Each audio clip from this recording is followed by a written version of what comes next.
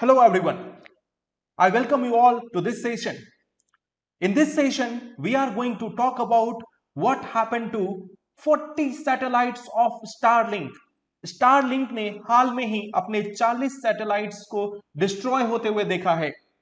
इस वीडियो में हम लोग बात करेंगे इस प्रोजेक्ट के बारे में, स्टारलिंक प्रोजेक्ट के बारे में। इससे पहले कि हम आगे बढ़े, मैं आपको बताना चाहूंगा तेजस कोर्स के बारे में, जहां हमारा बिलीफ है हार्ड वर्क बीट्स डेस्टिनी। ये प्रीलिम्स 2022 के लिए एक क्रैश कोर्स है जिसमें आपको 250 प्लस आवर्स की वीडियो लेक्चर्स मिलेंगी, जिसमें एनसीईआरटी के इंपॉर्टेंट टॉपिक्स कवर किए जाएंगे। इस कोर्स में आपको प्रीलिम्स की स्ट्रैटेजी और क्वेश्चन सॉल्व करने के एलिमिनेशन मेथड के बारे में भी बताया जाएगा। साथ ही साथ इस कोर्स में 500 डेज का सब्जेक्ट वाइज करंट अफेयर्स भी इंक्लूड किया गया है। और इसके साथ साथ जो प्रीलिम्स के लिए बहुत ही इंपॉर्टेंट है प्रैक्टिस करना, इसके लिए हम लोग इसमें रेगुलर टॉपिक बेस्ड टेस्ट भी प्रोवाइड करेंगे। साथ ही साथ 15 फुल लेंथ टेस्ट भी इसको इसमें इंक्लूड किया गया है। प्रीलिम्स की स्टडी मटेरियल तो मिलेगी ही मिलेगी, साथ ही साथ आपको एक डेडिकेटेड मेंटोरशिप भी मिलेगा। और अगर आप इस कोर्स को लेते हैं देन इसमें आपको फ्री सीसेट लेक्चर्स भी प्रोवाइड किया जाएगा। तो अगर आप इस कोर्स को ज्वाइन करना चाहते हैं तो आप विजिट कर सकते हैं video.onlyis.in पे, और कॉल कर सकते हैं 7007931912 पे, और you can mail us at info@onlyis.com। Starlink basically Elon Musk की कंपनी है स्पेस एक्स, उसका एक मेगा प्रोजेक्ट है जिसके थ्रू वो रिमोट एरिया में इंटरनेट कनेक्टिविटी प्रोवाइड करना चाहते हैं। बट रिसेंटली हुआ ये कि 3 फरवरी को जब स्पेस एक्स ने अपने 49 सैटेलाइट्स लॉन्च किए थे, तो उस 49 में से 40 सैटेलाइट्स डिस्ट्रॉय हो गए। डिस्ट्रक्शन का कारण था geomagnetic storm. Geomagnetic storm basically earth के एटमॉस्फेयर में एक टेम्पररी डिस्टरबेंस है। तो आज हम लोग देखेंगे सबसे पहले कि ये स्टारलिंक प्रोजेक्ट क्या है, के देन हम लोग इस बारे में भी चर्चा करेंगे कि आखिर ये जियोमैग्नेटिक स्टॉर्म्स होता कैसे है, how does it occur. Then we will also see some of the related things like space internet कितना यूजफुल है, क्या उससे हमें मिल सकता है, व्हाट इज इट्स पॉसिबिलिटी, और जियोमैग्नेटिक स्टॉर्म के कारण फ्यूचर में जो हमारे सैटेलाइट्स हैं उन पे क्या इंपैक्ट हो सकता है। तो आज के इस वीडियो में हम इन सभी चीजों के बारे में चर्चा करेंगे। पहले स्टार्ट करते हैं स्टारलिंक से। स्टारलिंक क्या है? बेसिकली स्टारलिंक एक प्रोजेक्ट है स्पेस एक्स, जो एलोन मस्क की कंपनी है। और ये जो प्रोजेक्ट है इसका जो मेन ऑब्जेक्टिव है वो है लो कॉस्ट इंटरनेट प्रोवाइड करना रिमोट लोकेशंस में। अभी हम लोग देखते हैं कि जो हमारी रिमोट लोकेशंस हैं वहां पे इंटरनेट कनेक्टिविटी इतनी ज्यादा स्ट्रांग नहीं है। क्यों? जब हम दिल्ली में या मेट्रो सिटीज में हमारे पास केबल इंटरनेट होता है जिसकी अच्छी स्पीड होती है, बट जो लोग रिमोट एरियाज में, माउंटेनियस एरियाज में रहते हैं उन्हें सेम एक्सेस नहीं मिलता, उनके इंटरनेट की स्पीड उतनी नहीं होती। उन सभी एरियाज में लो कॉस्ट पे इंटरनेट प्रोवाइड करना, यह है स्टारलिंक का मेन ऑब्जेक्टिव। अब आप ये सोच रहे होंगे how they are going to provide it, वो कैसे प्रोवाइड कर सकते हैं इसे। Now for this purpose what they are doing, वो लो अर्थ ऑर्बिट में, जो अर्थ का लो अर्थ ऑर्बिट है, इसमें कुछ सैटेलाइट्स लॉन्च करेंगे। कितने satellites? They are going to launch around 42,000 satellite. एक मेगा कॉन्स्टलेशन फॉर्म होगा सैटेलाइट्स का। इसमें अराउंड 42,000 सैटेलाइट्स होंगे। और अब लो अर्थ ऑर्बिट क्या होता है? बेसिकली जो अर्थ से 160 kilometre to even up to 2000 kilometre का जो डिस्टेंस है, इसे हम लो अर्थ ऑर्बिट बोलते हैं। ऑर्बिट्स को हम क्लासिफाई कर सकते हैं low earth orbit, medium earth orbit और हाई अर्थ ऑर्बिट में। लो अर्थ ऑर्बिट जो डिस्टेंस है 160 से 2000 किलोमीटर, हाई अर्थ ऑर्बिट है 36,000। और इस हाई अर्थ ऑर्बिट में हमारे जियो स्टेशनरी सैटेलाइट्स होते हैं। जियो स्टेशनरी ऑर्बिट या जियो सिंक्रोनस ऑर्बिट, ये हाई अर्थ ऑर्बिट होगा। और इसके बीच का जो डिफरेंस है फ्रॉम 2000 टू 35,780 किलोमीटर, ये आएगा हमारा मीडियम अर्थ ऑर्बिट। तो जो स्पेस एक्स है वो इस लो अर्थ ऑर्बिट में अपने सैटेलाइट को लॉन्च करना चाहती है। एंड अभी हाल फिलहाल में उन्होंने 3 फैब को फाल्कन 9 इज बेसिकली एक स्पेस लॉन्च व्हीकल है स्पेस एक्स का। नाउ इस फाल्कन 9 से वो लो अर्थ ऑर्बिट में अराउंड 49 सैटेलाइट्स को लेकर गए थे, और इस 49 में से 40 जियोमैग्नेटिक स्टॉर्म के कारण डिस्ट्रॉय हो गया। ओके, अभी तक अगर हम टोटल सैटेलाइट की बात करें, स्टारलिंक में हमने देखा कि 42,000 सैटेलाइट्स जाने हैं। तो क्वेश्चन ये है कि अभी तक कितना जा चुका है, कितने सैटेलाइट्स अभी तक स्पेस एक्स ने वहां पे लॉन्च कर दिया है? द आंसर इज 1900 सैटेलाइट्स अभी तक लॉन्च हो चुकी है लो अर्थ ऑर्बिट में स्पेस इस प्रोजेक्ट के लिए। देन नेक्स्ट थिंग कि अभी हम लोगों ने ये चीज देखा कि ये स्पेस में अपने सैटेलाइट्स को लेकर जा रहे हैं, तो बेसिकली स्पेस से इंटरनेट प्रोवाइड करने के लिए। तो how does this space internet works, कैसे काम करता है? क्या हम सिर्फ सैटेलाइट्स लॉन्च कर देंगे तो इससे सभी रिमोट लोकेशंस में इंटरनेट एक्सेस मिल जाएगा? देन हम लोग देखते हैं कि आखिर ये काम कैसे करता है। बेसिकली स्पेस इंटरनेट में कुछ डिवाइसेज होते हैं जो मैंडेटरी हैं। पहला है एक इंटरनेट रेडी डिवाइस। ये वो डिवाइस है जो हम अपने घर में यूज कर रहे होंगे, may be laptop, any smart application, may be हमारा मोबाइल फोन्स, टैबलेट्स, ये हमारे इंटरनेट रेडी डिवाइसेस है। दूसरा जो रिक्वायरमेंट है वो है मॉडेम या राउटर का। Third required satellite dish. आप ये देख सकते हो सैटेलाइट डिश जो रूफ टॉप पे इंस्टॉल होगा। एंड देन एक सैटेलाइट जो स्पेस में वर्क करेगा। जैसे अभी हमने देखा स्पेस एक्स जो अपने सैटेलाइट्स लॉन्च कर रही है, तो बेसिकली ये सैटेलाइट्स स्पेस में होंगी एंड उनके बीच में कम्युनिकेशन होगा। और एक बहुत ही इंपॉर्टेंट जो कंपोनेंट है वो है नेटवर्क ऑपरेशन सेंटर। बेसिकली ये जो नेटवर्क ऑपरेशन सेंटर होगा ये एक लार्ज सैटेलाइट डिश की तरीके से होगा, और यहीं से हमें डेटा एक्चुअली ट्रांसफर होता है। अब देखते हैं ये काम कैसे करता है। जब हम अपने मोबाइल डिवाइसेस में या लैपटॉप डिवाइसेस में कुछ भी डेटा रिक्वेस्ट करते हैं, suppose you are reaching to any website www.pib.gov.in, तो ये जो pib.gov.in जो रिक्वेस्ट आपने डाली अपने वेब ब्राउजर में, वो रिक्वेस्ट पहले आपके मॉडेम तक जाएगी। देन उस मॉडेम से वो रिक्वेस्ट फिर आपके सैटेलाइट डिश में जाएगी। फिर वहां सैटेलाइट डिश से सैटेलाइट के पास से फिर आपका नेटवर्क ऑपरेशन सेंटर के पास। अब ये नेटवर्क ऑपरेशन सेंटर उस रिक्वेस्ट को अप्रूव करेगा, और जब वो अप्रूव करेगा वापस डेटा आपके पास ट्रांसमिट सेम रूट से होता हुआ आपके डिवाइस में आएगा।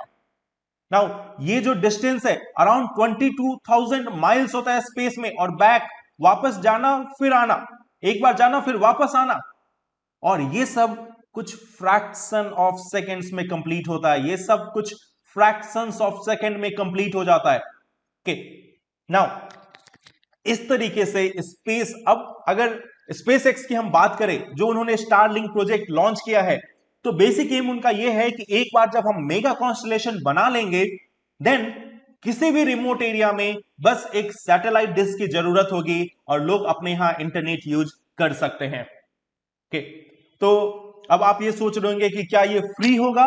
No, it is not going to be free. First of all you will have to purchase this. सबसे पहले आपको ये सैटेलाइट डिश परचेज करना होगा, मॉडेम परचेज करना होगा, एंड इसके अलावा जो प्रीमियम सर्विसेज है जिसमें ज्यादा इंटरनेट की स्पीड होगी उसके लिए पे भी करना होगा। ओके, सो बेसिकली इंडिया के लिए, और इंडिया में जैसे अभी जो बाकी इंटरनेट सर्विसेज केबल इंटरनेट, उनके कंपैरिजन में हम देखें तो ये इतना कॉस्ट इफेक्टिव नहीं है। बिकॉज आपको याद रखना होगा dollar to rupee conversion again, इसके कारण हमें ये काफी महंगा पड़ेगा अभी के टाइम में। ओके, नाउ अब हम इससे आगे चलते हैं और देखते हैं अपने मेन टॉपिक के बारे में कि ये सैटेलाइट्स के साथ आखिर हुआ क्या था। और उसके पहले हम ये जानने की कोशिश करते हैं कि what is this geomagnetic storm. ये जियोमैग्नेटिक स्टॉर्म होता क्या है? बेसिकली जैसा मैंने आपको स्टार्टिंग में बताया था, जियोमैग्नेटिक स्टॉर्म एक मेजर डिस्टरबेंस है अर्थ के मैग्नेटोस्फीयर में। अब क्वेश्चन ये है कि अर्थ का मैग्नेटोस्फीयर क्या है। बेसिकली अर्थ जो है एक डिफरेंट, जो हमारे अर्थ का जो कोर है उसमें बहुत सारे मेटालिक मिनरल्स हैं, ओके, आयरन, कॉपर, और इनके कारण अर्थ की अपनी एक मैग्नेटिक फील्ड है। उस मैग्नेटिक फील्ड को बेसिकली हम मैग्नेटोस्फीयर बोल सकते हैं। आप इस इमेज में देख सकते हैं अर्थ के चारों ओर एक मैग्नेटिक फील्ड बना हुआ है, ओके, और ये मैग्नेटिक फील्ड ऐसा नहीं कि स्टैटिक मैग्नेटिक फील्ड है, ये डायनामिक मैग्नेटिक फील्ड है कि जब भी ये सन के साथ इंटरैक्ट करता है इसका ओरिएंटेशन चेंज होता रहेगा। बट ये जो अर्थ का मैग्नेटिक फील्ड है, ये जो मैग्नेटोस्फीयर है, वो अर्थ को बहुत सारे harmful solar radiation, cosmic particle radiation, as well as atmosphere के इरोजन को भी प्रिवेंट करता है। अदरवाइज जो सोलर फ्लेयर्स आ रही हैं वो अर्थ के एटमॉस्फेयर को धीरे धीरे इरोड कर सकती थी। तो आज अगर लाइफ सस्टेन कर रहा है अर्थ पे, तो उसका एक मेजर फैक्टर रिस्पॉन्सिबल मैग्नेटोस्फीयर है। मैग्नेटोस्फीयर के कारण हम सोलर फ्लेयर से बचे हुए होते हैं। नाउ वापस आते हैं हम अपने टॉपिक पे, इस जियोमैग्नेटिक स्टॉर्म के बारे में। ये कब होता है? बेसिकली जब भी सोलर जो पार्टिकल्स है, जो सोलर फ्लेयर है, सन से जब भी एनर्जी निकलेगी, तो उस केस में अगर हाई एक्सचेंज ऑफ एनर्जी होगा, अगर अर्थ के मैग्नेटिक फील्ड, अर्थ के मैग्नेटोस्फीयर और सोलर फ्लेयर्स के बीच में high very efficient exchange of energy होगा, देन इन दैट केस जो अर्थ के एटमॉस्फेयर है, मैग्नेटोस्फीयर है, वहां पे जियोमैग्नेटिक स्टॉर्म जैसा डिस्टर्बेंस क्रिएट होता है। जब भी हाई एक्सचेंज ऑफ गैसेज होगा तभी ये डिस्टर्बेंस क्रिएट होता है। और ये कब होगा? जब भी वेरिएशन होगी, लगातार सन से रेज आ रही हैं, बट यू नो सन से जो डिफरेंट फ्लेयर्स निकलती है उनकी इंटेंसिटी काफी वैरी करती है। तो जब भी वो वैरी करेगी उसका इंपैक्ट हमारे मैग्नेटोस्फीयर में होगा। जब high high exchange of energy होगी तो जियोमैग्नेटिक स्टॉर्म अकर करेगा। एंड इन दैट केस क्या प्रॉब्लम हो सकती है? क्या जियोमैग्नेटिक स्टॉर्म से हमें कुछ इंपैक्ट पड़ता है? अभी हमने इस टॉपिक को जब स्टार्ट ही किया था तब हमने देखा था स्पेस एक्स की जो सैटेलाइट है वो डिस्ट्रॉय हुई थी। तो हम लोग देखते हैं इस जियोमैग्नेटिक स्टॉर्म का हमारे डिफरेंट जो कम्युनिकेशन सैटेलाइट्स हैं या अर्थ की जो बाकी चीजें हैं उन पे क्या इंपैक्ट पड़ता है। पहली चीज, एटमॉस्फेयर की बात करें। अगर एटमॉस्फेयर की बात करें तो जो आयनोस्फेयर है और थर्मोस्फेयर है उसमें हीटिंग होगी, क्योंकि डायरेक्ट एक्सचेंज ऑफ एनर्जी हो रहा है। तो जो थर्मोस्फेयर है, अगर आप अर्थ के लेयर्स की बात करें तो जो सबसे नीचे का लेयर है ट्रोपोस्फेयर, देन स्ट्रेटोस्फेयर, मेसोस्फेयर और थर्मोस्फेयर। तो थर्मोस्फेयर और इसके बाद एक्सोस्फेयर। तो थर्मोस्फेयर जो है इस लेयर में हीटिंग होगी। अब आप ये सोच रहे होंगे आयनोस्फेयर कहां है? तो बेसिकली आयनोस्फेयर ये रीजन है, मेसोस्फेयर और थर्मोस्फेयर के बीच का जो रीजन है वो आयनोस्फेयर है। और इस रीजन को आयनोस्फेयर क्यों बोला जाता है? द रीजन इज, यहां सन के एनर्जी से, सन के रेज से जो पार्टिकल्स हैं, जो गैसियस पार्टिकल्स हैं वो आयोनाइज होते हैं। तो इस आयोनाइजेशन के कारण ये जो पूरा लेयर बनेगा आयंस का, उन्हें हम आयनोस्फेयर बोलेंगे। नाउ अब जियोमैग्नेटिक स्टॉर्म के कारण इस एरिया में आयनोस्फेयर एंड थर्मोस्फेयर में हीटिंग होगी। सेकेंड इंपैक्ट, सैटेलाइट्स पे। जो भी सैटेलाइट्स हमारे फंक्शन कर रहे हैं, low earth orbit, medium earth orbit या उससे ऊपर, उन पे फिर से एक्स्ट्रा ड्रैग होगा, मींस उन पे एक्स्ट्रा फोर्स लगेगी और मे बी वो डी ऑर्बिट हो सकते हैं। अब क्वेश्चन ये है, अगर वो डी ऑर्बिट होते हैं तो उस कंडीशन में क्या होगा? अगर वो डी ऑर्बिट होते हैं then they will be pulled towards the earth, या हो सकता है वो अर्थ के ग्रेविटेशनल पुल से बाहर चले जाएं। देन अगेन अगर बाहर भी चले जाते हैं तो they will be lost, we won't be able to communicate with them. अगर अर्थ की तरफ आते हैं तो अगेन जैसे ही वो एटमॉस्फेयर में इन करेंगे दे will be destroyed, because atmosphere में री एंट्री पे they will burn up. Okay, so satellites पे भी इंपैक्ट पड़ेगा। थर्ड थिंग, जो हमारी रेडियो कम्युनिकेशन जीपीएस चीजें चल रही हैं उन पे भी इंपैक्ट होगा। जो हमारा जीपीएस है, ग्लोबल पोजिशनिंग सिस्टम, वो मीडियम अर्थ ऑर्बिट में लोकेटेड है। मीडियम अर्थ ऑर्बिट में हमने अभी देखा था, ये स्पेस एक्स की जो सैटेलाइट्स है वो लो अर्थ ऑर्बिट में है, जीपीएस मीडियम अर्थ ऑर्बिट में काम करता है। अब एक क्वेश्चन आपके लिए है, इंडिया का एक अपना नेविगेशन सिस्टम है नाविक। नाविक, तो क्या मुझे आप बता सकते हैं नाविक ये किस ऑर्बिट में है? मुझे कमेंट बॉक्स में आप इसका आंसर दे सकते हैं कि नाविक किस ऑर्बिट में है। ओके, अब आगे चलते हैं। इसी में इंपैक्ट ऑफ जियोमैग्नेटिक स्टॉर्म में एक इंपैक्ट जो है वो पावर ग्रिड और पाइपलाइन पे भी होगा। क्यों? क्योंकि जियोमैग्नेटिक स्टॉर्म के कारण जियोमैग्नेटिक इंड्यूस्ड करंट होगी एंड इसके कारण पावर ग्रिड एंड पाइपलाइंस में फ्लक्चुएशंस होगा, जिसके कारण जब भी जियोमैग्नेटिक स्टॉर्म आती है तो कुछ एरियाज में वोल्टेज एडजस्टमेंट करने की जरूरत पड़ती है। जब भी ज्यादा करंट इंड्यूस होगा, अकॉर्डिंगली वोल्टेज को वैरी करना पड़ेगा, वोल्टेज को चेंज करना पड़ेगा। सो एक इंपैक्ट ग्रिड सिस्टम पे भी हो सकता है जियोमैग्नेटिक स्टॉर्म्स का। Third, formation of auroras. Basically जब भी सन के जो रेडिएशंस हैं वो एटमॉस्फेरिक गैसेस से इंटरैक्ट करती हैं, देन उस केस में लाइटनिंग शो होता है और बेसिकली ये पोलर रीजन्स में ऑब्जर्व कर सकते हैं हम। ओके, तो पोलर रीजन्स में we can see these things, these are called as auroras. Auroras, and जब नॉर्थ पोल पे बात करें तो ऑरोरा बोरियोलिस, और अगर हम साउथ पोल पे बात करें तो ऑरोरा ऑस्ट्रेलिस। ओके, तो ये दोनों फेनोमेना है उसे भी हम ऑब्जर्व कर सकते हैं। ओके, आगे चलते हैं।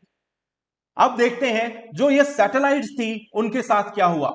बेसिकली जो स्पेस एक्स की जो सैटेलाइट्स थी, स्पेस एक्स की जो सैटेलाइट थी वो सैटेलाइट्स इस तरीके से डिजाइन की गई थी कि अगर किसी भी कारण से अब वो डी ऑर्बिट होते हैं तो they will be pull towards the earth, और जब वो अर्थ के एटमॉस्फेयर में री इंटर करेंगे दे विल बर्न एंड उनका कोई डेब्रीज नहीं बचेगा। क्योंकि स्पेस डेब्रीज एक मेजर कंसर्न है। अगर वो डेब्रीज फॉर्म में, अगर वो डी ऑर्बिट होकर दूसरे ऑर्बिट में चले जाएं या दूसरे सैटेलाइट से इंटरैक्ट करें तो अगेन ज्यादा प्रॉब्लम क्रिएट हो सकता था, कुछ और सैटेलाइट्स डिस्ट्रॉय हो सकते थे।